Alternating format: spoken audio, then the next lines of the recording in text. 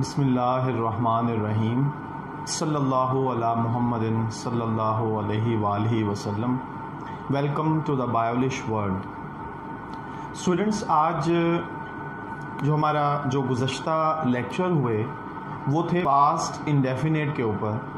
आज हमने past continuous को स्टार्ट करना है। तो स्टूडेंट्स, ये जो कॉन्टिन्यूस टेंस होता है ना, इसको प्रोग्रेसिव टेंस भी कहते हैं। प्रोग्रेसिव। अच्छा, कॉन्टिन्यूस से आपको फ़ौरन ही पता लग जाता है कि कोई चीज़ जो जारी हो। तो प्रोग्रेसिव भी से मुराद यही है कि कोई चीज़ जो कि इन प्रोग्रेस हो। तो अब चूंकि ये पास्ट का टेंस है, तो पास्ट के टेंस से मुराद कि माजी में कोई ऐसा अमल जो जारी रहा था, इसकी जो पहचान है वो है रहा से। रहा था, रही थी और रहे थे। कोई ऐसा काम जो माजी में होता रहा और आपको किसी ने पूछा कि आप क्या कर रहे थे, तो आप बयान करते हैं जी मैं खाना खा रहा था। फॉर एग्ज़ाम्पल, आपको किसी दोस्त की कॉल आई, आपने वो कॉल रिसीव नहीं की, फिर आप उससे मिले दोबारा। जब आप मिले तो आपके दोस्त ने आपसे कहा कि मैंने आपको कॉल की थी तो आपने कॉल रिसीव नहीं की।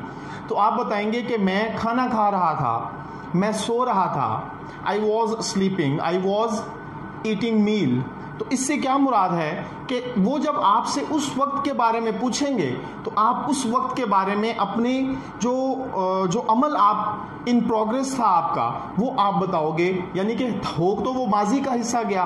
तो इस हिसाब से पास्ट कॉन्टिन्यूस से क्या मुराद, ऐसा अमल जो माजी में जारी रहा हो उसे आप पास्ट कॉन्टिन्यूस टेंस। और मैंने बेटा आपको बताया कि कॉन्टिन्यूस का मतलब है प्रोग्रेसिव, कि कोई ऐसी चीज जो इन प्रोग्रेस हो। अब हम इसका फार्मूला डिस्कस करेंगे। तो इसका बेटा फार्मूला जो है वो है सब्जेक्ट,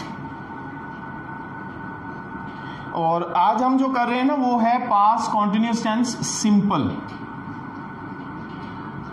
अच्छा बेटा, इसमें है जी subject plus helping verb, was were plus verb की फर्स्ट फॉर्म प्लस आईएनजी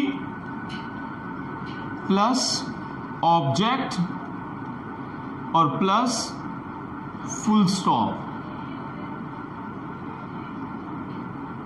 अब जैसे कि हम पास्ट इंडेफिनिट में हम लोगों ने ये चीज़ डिस्कस की कि सब्जेक्ट जो है वो क्या कहते हैं जी, डूअर या फिर परफॉर्मर को बोलते हैं। किस चीज़ का डूअर या किस चीज़ का परफॉर्मर, एक्शन का। अच्छा जी, उसके बाद है जी हेल्पिंग वर्ब। हेल्पिंग वर्ब का बेटा मैंने आपको बताया था इमदादी फेल कहते हैं। तो ये वॉज और वर ये दो हैं। तो वॉज जो है आई के साथ, ही के साथ, शी के साथ, इट के साथ या फिर किसी सिंगुलर नेम के साथ इस्तेमाल होता है। सिंगुलर नेम बेटा दो तरह के होते हैं। एक पर्सन का नाम भी हो सकता है और दूसरा प्रोफेशन नेम भी हो सकता है। कोई पेशा, जैसे कि किसान, उस्ताद। तो जब ये वाहिद होगा तो सिंगुलर नेम होगा। और वर जो है वो इस्तेमाल होगा यू के साथ, वी के साथ दे के साथ और प्लूरल नेम्स के साथ।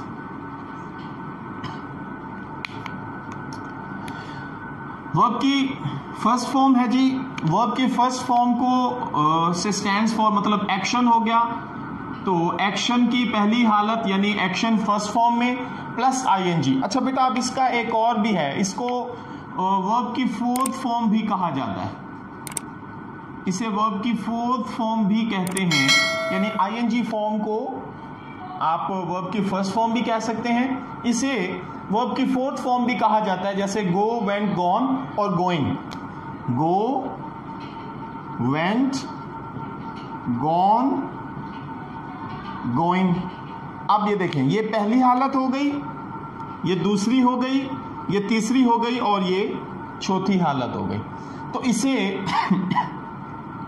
वर्ब की फोर्थ फॉर्म भी कहा जाता है, इसे बेटा प्रोग्रेसिव फॉर्म भी कहा जाता है, जैसे इसका नाम है, इसे प्रोग्रेसिव फॉर्म भी कहा जाता है, और इसे प्रेजेंट पार्टिसिपल भी कहा जाता है।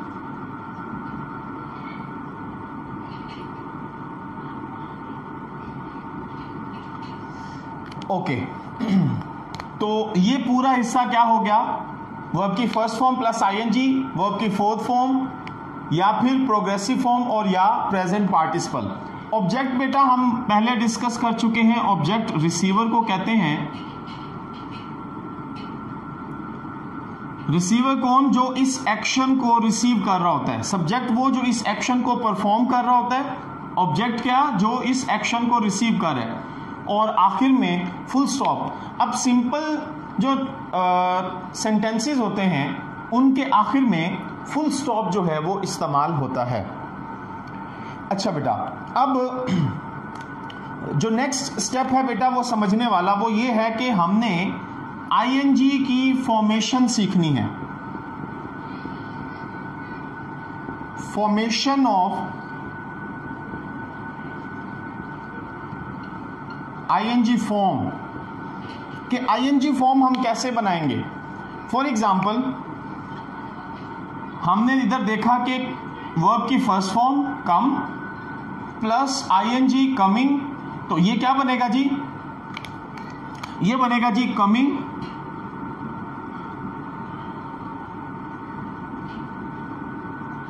तो हमारे इस फार्मूले के मुताबिक तो ये ठीक होना चाहिए, लेकिन ये गलत है। क्यों गलत है जी, ये अब हमने समझना है। इसकी दुरुस्त हालत क्या है, इसमें से ई जो है वो हज़फ हो जाता है, यानी कि ये कमिंग इस तरह बनता है। अब स्टूडेंट्स हमने इस चीज़ को समझना है कि आईएनजी फॉर्मेशन कैसे होती है। तो आईएनजी फॉर्मेशन को बेटा समझने के लिए सबसे पहले हमें एक पॉइंट समझना होगा, और वो पॉइंट क्या है, वो पॉइंट बेटा ये है कि फॉर एग्जाम्पल हमें सबसे पहले समझने हैं कि जो अल्फ़ाबेट हैं अंग्रेज़ी ज़ुबान के, वो हैं जी 26, उसमें 26 लेटर्स हैं। इन 26 लेटर्स में से वोल्स साउंड्स हैं और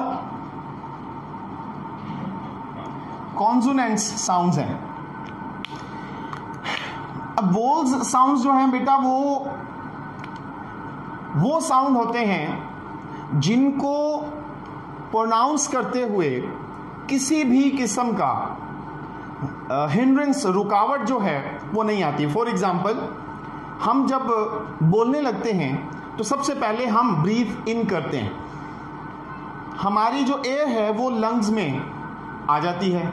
अब लंग्स से वो रिलीज होती है, वो रिलीज होती है, उसके प्रोसीजर हैं, डायफ्राम है, डायफ्राम के ऊपर ट्रैकिया है, उसके बाद अब ऊपर जो है ये माउथ कैविटी शुरू होती है और उसके साथ नेजल कैविटी शुरू होती है।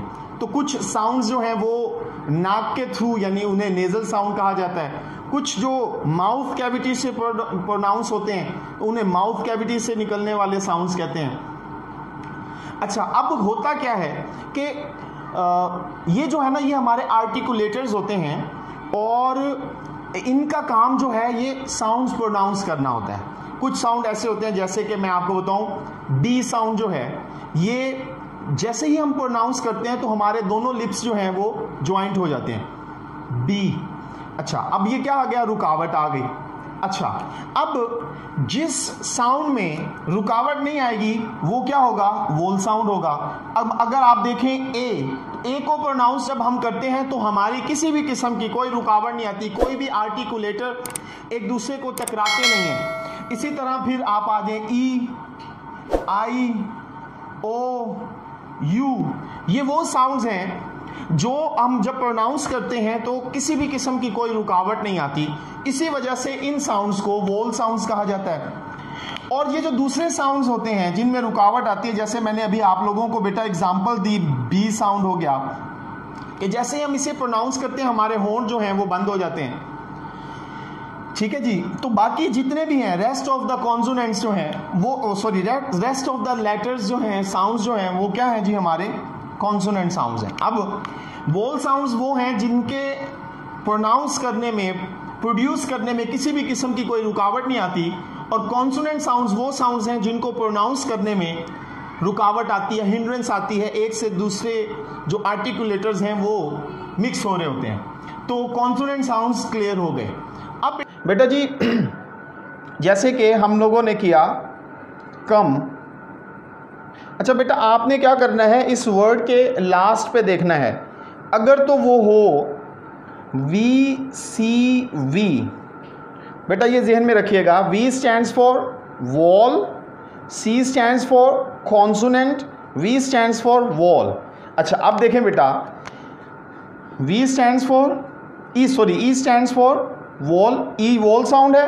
अच्छा जी, एम स्टैंड्स फॉर कॉन्सोनेंट, मतलब एम जो है, एम प्रोनाउंस करते हुए हमारा क्या होता है जी, लिप्स ज्वाइंट होते हैं, तो ये क्या हो गया बेटा, कॉन्सोनेंट हो गया। और ओ क्या है जी, आपका वोल साउंड है। अब देखें मैंने आपको क्या कहा था, वी सी वी, ये क्या बन गया, वी सी वी। अब जब ये होगा वी सी वी यानी वोल कॉन्सोनेंट वोल, तो बेटा हम क्या करेंगे, इस लास्ट वाले वोल को कट करके आईएनजी उसमें इस्तेमाल करेंगे, तो ये क्या बनेगा, कमिंग।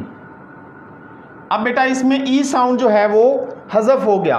तो ये तो थी एक एग्जाम्पल। अब बेटा दूसरी एग्जाम्पल जो है वो है, ये था बेटा वी सी वी, वो है सी वी सी। अच्छा ये उसका उलट है, उसमें दो वोल और एक कॉन्सोनेंट साउंड होगा, और जिसमें दो कॉन्सोनेंट और एक वोल साउंड होगा उसका क्या बनेगा, तो बेटा वो है रन।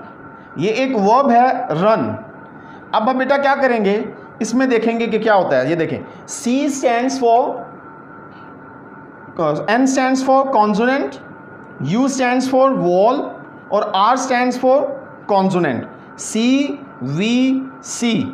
अब बेटा इसमें क्या करना होता है, इसमें यह करना होता है कि लास्ट वाले कॉन्सोनेंट को का एडिशन करना होता है, यानी कि जो भी होगा उसे आपने ऐड करके फिर आगे आईएनजी का इजाफा करना है। तो यानी कि ये क्या होगा, ये रन और आईएनजी नहीं होगा, बल्कि ये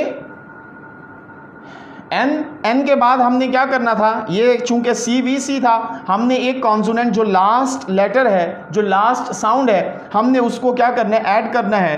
तो वो जब हम उसमें एडिशन करेंगे और आईएनजी बनाएंगे तो ये क्या बन जाएगा, दुरुस्त लफ्ज़ बन जाएगा। तो ये जो था ये बेटा गलत और ये दुरुस्त, ये है जी फॉर्मेशन आईएनजी की। अगर हम बाज़ दफ़ा स्टूडेंट्स जो हैं ये गलती कर जाते हैं कि आईएनजी की फॉर्मेशन, अब हमने तो सिंपली ये लिखा कि वर्ब की फर्स्ट फॉर्म प्लस आईएनजी होगा, तो अब अगर स्टूडेंट वर्ब की फर्स्ट फॉर्म के साथ आईएनजी लिखे तो हम उसे कहते हैं कि गलत हो गई, गलती कर दी उसने। उसके पीछे जो वजूहात होती हैं वो ये हैं बेटा कि उसकी फॉर्मेशन जो है वो स्टूडेंट्स को इल्म नहीं होती। तो ये बेटा इसकी फॉर्मेशन है कि कमिंग, तो कमिंग में बेटा VCV था, हमने क्या किया, लास्ट वाले जो वॉल है उसे ख़त्म करके आईएनजी, और दूसरी एग्जांपल मैंने आपको बेटा दी कि वो रनिंग था, तो रन जो है वो वर्ड है, बेसिकली मेन वर्ब रन है, तो रन में हमने लास्ट वाले कॉन्सोनेंट को ऐड करके आईएनजी जो है वो बना देना है। तो ये बेटा थी आईएनजी फॉर्म की फॉर्मेशन। अब हम इसका क्या करेंगे जी, एग्जाम्पल लेंगे। एग्जाम्पल ये है कि he was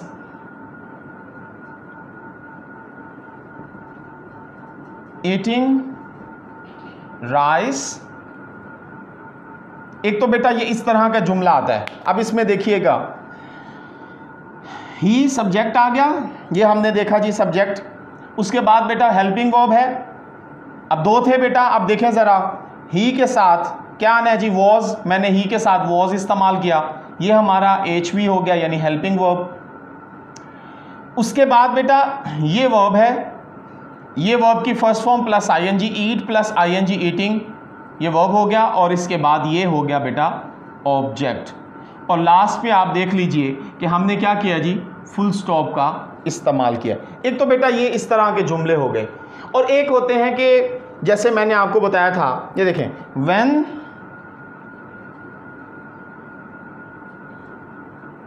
the bell rang I was sleeping. तो इस तरह के जो जुमले होते हैं उनमें इनका इस्तेमाल बहुत ज़्यादा होता है कि जब घंटी बजी मैं सो रहा था। तो बेसिकली तो हमने ये हाईलाइट करना है ना कि कोई माजी का अमल। तो जब ये पूछा जाएगा कि जब मैं घंटी बजा रहा था तो आप क्या कर रहे थे, तो आप बताएंगे बेटा कि जब घंटी बजी तो मैं सो रहा था। इस तरह के जुमले जो हैं वो ज़्यादातर पास्ट कॉन्टिन्यूस को हाईलाइट करते हैं। तो ये बेटा था पास्ट कॉन्टिन्यूस टेंस सिंपल। अब इसकी आपने, जैसे मैंने आपको पास्ट इंडेफिनिट में बताया था कि आपने मुख्तलिफ एग्ज़ाम्पल्स जो हैं उनका इस्तेमाल करना है। तो वो एग्ज़ाम्पल्स कैसे करेंगे आप अपनी डेली रूटीन में से हैं बेटा, डेली रूटीन में से आप कोई जुमला बनाएंगे कि दिन के किसी हिस्से में आपको कुछ कहा गया और आप उस वक्त क्या कर रहे थे। इस तरह फिर आपको पास्ट कॉन्टिन्यूस टेंस को बनाने में आसानी होगी। ठीक है, इन सारी चीज़ों को आपने जहन में रखना है। फार्मूला अंडरस्टैंड करें। उर्दू की सिर्फ पहचान जहन में रखनी है कि ऐसा अमल जो माजी में हो रहा था। उसके बाद फॉर्मेशन बेटा आपने जहन में रखनी है, फॉर्मेशन में कोई गलती नहीं होनी चाहिए। और जो समझने वाली बात हुई प्रोग्रेसिव, अच्छा प्रोग्रेसिव में ये होता है बेटा कि समटाइम आपसे कुछ पूछ लेता है जी प्रोग्रेसिव फॉर्म कौन सी होती है, तो बेटा आपको पता होना चाहिए कि वर्ब की फर्स्ट फॉर्म प्लस आईएनजी या वर्ब की फोर्थ फॉर्म प्रोग्रेसिव फॉर्म है। तो ये बेटा सारा है। आपने 2-4 एटलीस्ट कम से कम 5 जो हैं जुमले खुद से सेल्फ जनरेट करने हैं, किसी बुक से उर्दू जुमला लेकर नहीं, खुद से कोई अंग्रेज़ी जुमला खुद से जनरेट करना है, ऐसा जिसमें ये हो कि आप माजी के किसी हिस्से में काम कर रहे हैं बेटा। उसके बाद अब नेक्स्ट जो हमारा लेक्चर होगा उसमें हम इंशाअल्लाह पास्ट कॉन्टिन्यूस टेंस के फर्दर जो पार्ट्स हैं वो इंशाअल्लाह डिस्कस करेंगे। अल्लाह हाफिज़।